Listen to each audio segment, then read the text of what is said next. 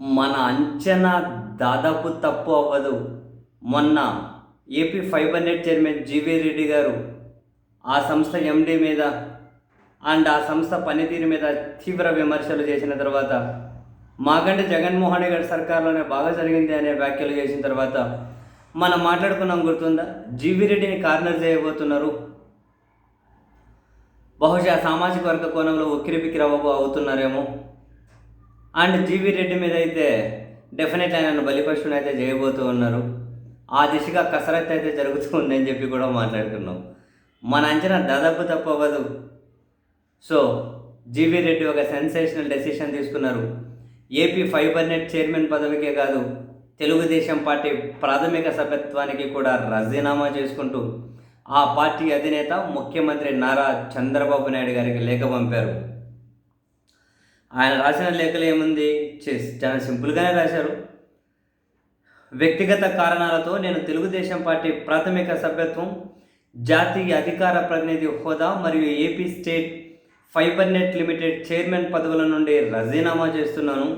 మీరు నాపై ఉంచిన విశ్వాసానికి, అందించిన మద్దతుకు మరియు నాకు ఈ కీలకమైన బాధ్యతలు నిర్వహించే అవకాశం కల్పించినందుకు హృదయపూర్వక కృతజ్ఞతలు తెలియజేస్తున్నాను.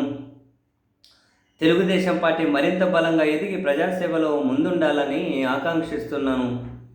ఇక మీదట పూర్తిగా న్యాయవాద వృత్తిలో కొనసాగుతాను మరియు భవిష్యత్తులో ఎటువంటి రాజకీయ పార్టీలో చేరే ఉద్దేశం కూడా లేదు అని చెప్పి ధన్యవాదాలతో జీవీ రెడ్డి అని తాను ఒక లేఖను చంద్రబాబు నాయుడు గారికి పంపించారు.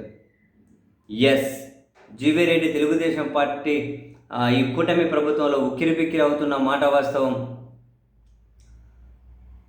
చాలామంది ఏమంటారు, నోటితో ఏదో ఏదో ఎక్కిరించితే ఇంకేదేంతోనో, నోటితో ఎక్కిరించి నోటితో మంచిగుండి నొసటితో ఎక్కిరించినట్లుంది కదా, ఏదో అంటారు సామెత. సో జీవీ రెడ్డి పరిస్థితి అలాగే ఉంది.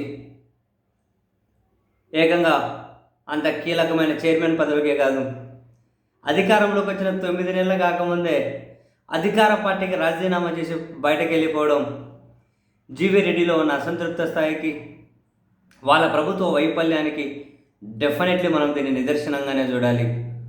ఇదేమీ ఒక ఆషామాషి కాదు.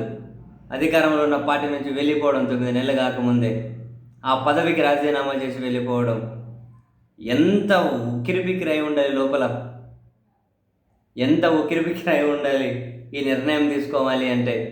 ఒక సెల్ఫ్ రెస్పెక్ట్ కోణంలో మాత్రమే వచ్చిన నిర్ణయం కాదు. ఈ నిర్ణయం వెనక చాలా చాలా కారణాలు ఉండే ఉంటాయి.